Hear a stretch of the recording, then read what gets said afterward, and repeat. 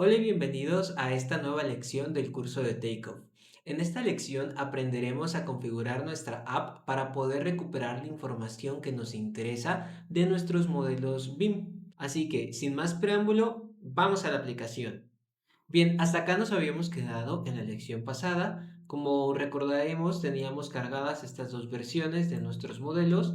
Aquí voy a quitar la versión 86 solamente para limpiar un poco la visualización. Vamos a mostrar y ocultar todos los elementos y regresemos la vista al centro. Perfecto. Vamos a reactivar los colores.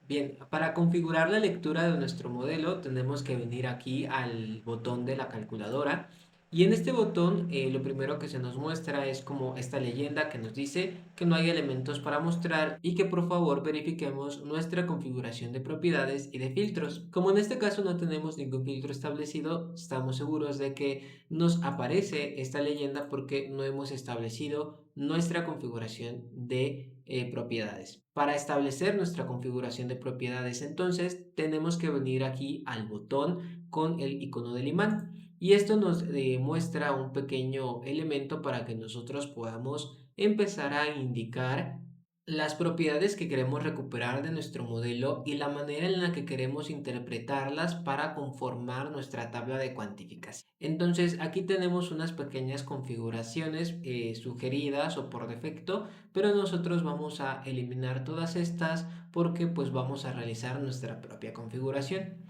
Para ello podemos empezar a dar clic aquí en el botón de más y lo primero que nos aparece entonces es esta leyenda que nos dice que escojamos una propiedad. Entonces le damos clic y en este momento nosotros podemos empezar a escribir el nombre de la propiedad que queremos recuperar de nuestros modelos de Revit y solamente nos va a mostrar las propiedades que están presentes en el modelo. Entonces por aquí quiero recuperar la longitud, es este de aquí, y voy a scrollear hasta encontrarlo, sería esta. Entonces le voy a dar clic a este checkbox y le voy a dar en Done. Y se nos habilita esta pequeña entrada de texto en donde nosotros podemos asignarle un alias al campo que estamos recuperando para que éste tenga un poco más de sentido y además sea más legible por nosotros. Entonces yo aquí, por ejemplo, puedo borrar este valor y asignarle un alias como podría ser longitud. Y de esta manera ya sería un campo más fácil de entender para nosotros. Ahora voy a seguir agregando propiedades y en un momento explicamos a qué se refieren estos botones que tenemos por acá. En este caso yo quiero agregar una propiedad que se llama código y aquí lo voy a dejar tal cual está. Voy a agregar esta propiedad que se llama category, que nos va a servir, la voy a utilizar un poco como comodín porque nos va a servir para cierta lógica. Y aquí me interesa también el campo Workset principalmente. Workset dentro de este modelo funge prácticamente como la disciplina, entonces así es a como lo voy a nombrar, disciplina. Y bueno, de hecho aquí lo puedo dejar como categoría de Revit, por ponerle algo, ¿no? Y también me va a interesar tener el campo del nivel o de la zona. Más bien vamos a quedarnos con zona. Dejamos estos campos puestos y aquí podemos empezar entonces a hacer la configuración del resto de campos. Lo primero que encontramos es esta primer columna de checkbox que nos permite a nosotros discriminar elementos del modelo. ¿A qué me refiero con esto? Para no estar trabajando con todos los elementos del modelo, lo que nosotros podemos indicar entonces es cuáles son los campos que sí o sí tiene que tener establecidos un elemento para que nosotros lo consideremos en el proceso de cuantificación. Entonces, por ejemplo, campos que sean personalizados son ideales para este proceso. Por ejemplo, el workset en este caso es un campo que prácticamente todos los elementos de Revit tienen. Entonces, si nosotros por algo chuleteamos este checkbox, lo que estaríamos generando sería trabajar con todos los elementos del modelo porque todos estarían teniendo un valor en workset. Por el contrario, si nosotros utilizamos como filtrante este campo que se llama código, solo trabajaremos con los elementos que tengan un valor establecido en este campo. Y esto es un poco más funcional porque este campo es un parámetro que nosotros creamos dentro del modelo y que no viene por defecto en Revit. Entonces, solamente aquellos elementos que tienen un valor dentro de ese campo serán seguramente los que nos interesan. Nosotros también podemos seguir asignando valores, por ejemplo, podríamos traernos todos los valores que tengan ya sea código o zona. Podría ser una opción, pero a mí solo me interesan en este momento los que tengan código. La siguiente columna entonces nos permite establecer o indicar la manera en la que nosotros queremos condensar la información. ¿A qué me refiero con esto? Si han realizado alguna vez una extracción de la información de su software de modelado, habrán notado que cuando extraen información de su modelo, lo que se genera es sí una tabla con la información de los elementos de su modelo, pero ustedes tienen un renglón por cada elemento del modelo. Y eso nos obliga a nosotros a tener que hacer un procesamiento de la información para que, por ejemplo, si nosotros estamos construyendo nuestra tabla de cantidades, no tengamos un renglón por cada tubería de 2 pulgadas que está en la zona 1, sino que tengamos simplemente un renglón que nos indique cuántas tuberías de 2 pulgadas hay en la zona 1. Precisamente ese es el efecto que conseguimos con esta columna de checkboxes. Nosotros podríamos agrupar, digamos, por zona, por así decirlo, y entonces tendríamos solamente un renglón por cada una de las zonas.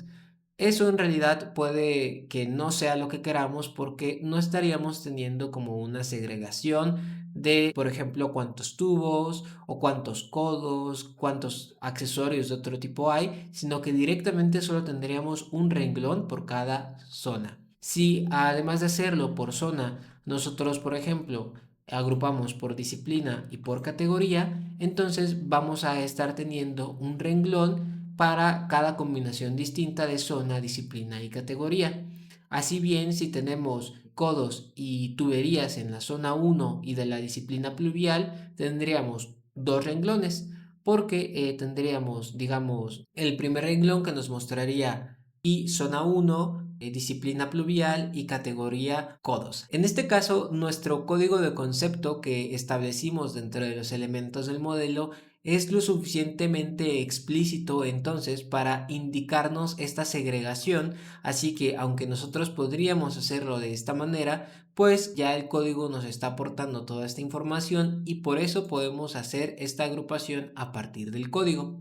La última columna de checkbox que encontramos es la columna que nos permite indicar qué campos queremos cuantificar. Entonces puede que en resumen podamos entender esto como los campos dimensionales. Por ejemplo, aquí tenemos el campo de la longitud de los elementos y este nos va a interesar entonces resumirlo o generar un subtotal de este campo porque nos va a interesar cuántos metros hay de tubería para estos elementos. Además de los campos que nosotros pongamos acá, por defecto ya la aplicación nos genera también el despiece, es decir, la cantidad de elementos que haya de acuerdo a la segregación que nosotros escojamos. Bien, y a partir de este momento nosotros podríamos darle clic aquí al botón de establecer.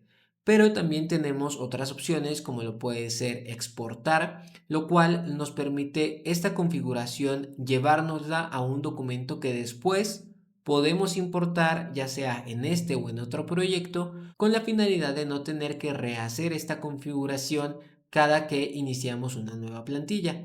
Así, por ejemplo, si nosotros en nuestro flujo de trabajo tenemos suficientemente estandarizada la distribución de estos campos, pues podemos exportarlo como generando la configuración una única vez y después cada que iniciemos un proyecto simplemente lo importamos. Para exportarlo entonces damos clic aquí en este botón de export, podemos darle guardar, guardar como, abrir o en este caso yo lo voy a cancelar porque ya tengo uno guardado.